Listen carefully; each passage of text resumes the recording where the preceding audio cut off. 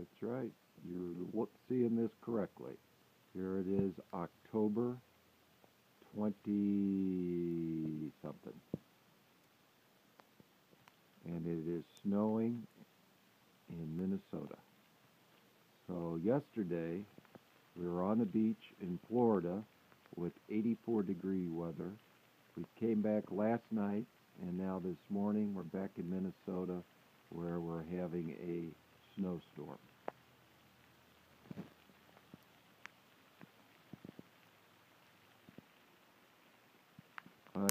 Unbelievable.